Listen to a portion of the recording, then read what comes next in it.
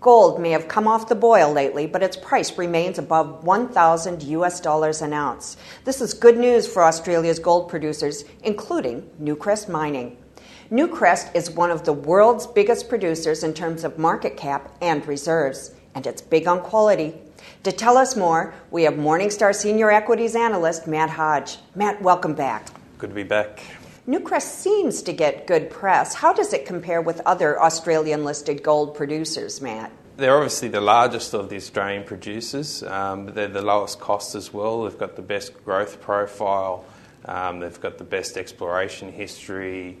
I think they're a standout among the Australian producers. Many gold companies seem to produce copper as well as gold. Is this negative or positive or both? Traditionally, it was viewed as being a negative thing.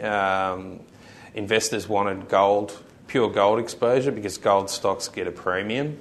And it was thought that if you started to produce other things, that would put your premium at risk.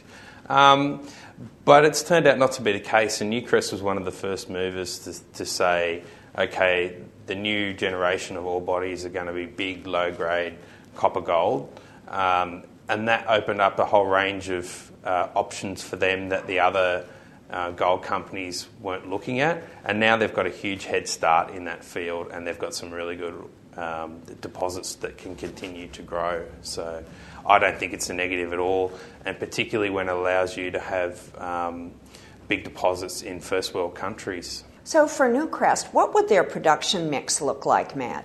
It's roughly 80-20, and compared to the global peers, that 20% of the byproduct credit is a bit higher, but we think that's going to kind of grow for the global peers anyway, so I don't really think it's a big issue. And would you see the copper price headed higher? I think copper's a good metal to be in for the next little while. Obviously, it's something in demand for China to build their electricity networks. So I don't really see that as a particular negative. And copper can definitely add an inflation hedge, which is what some investors look for in gold. So I don't think they're necessarily working against each other.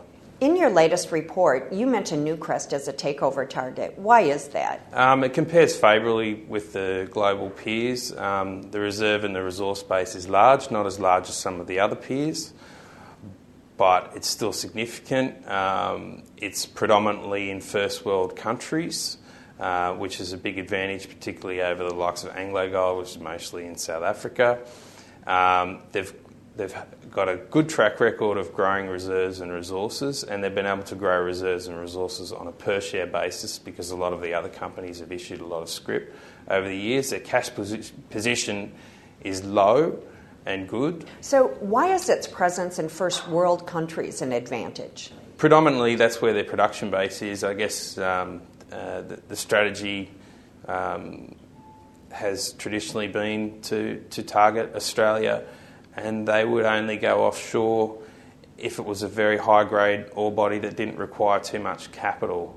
So they didn't have too much risk involved, and they could make a high return on that. And then they would take on the sovereign risks. So they've got a legacy base that's in Australia, basically, but they've had to open up that strategy, and now they're looking to grow in other countries. But because they haven't paid too much for those acquisitions, I'm quite happy for them to kind of grow that way.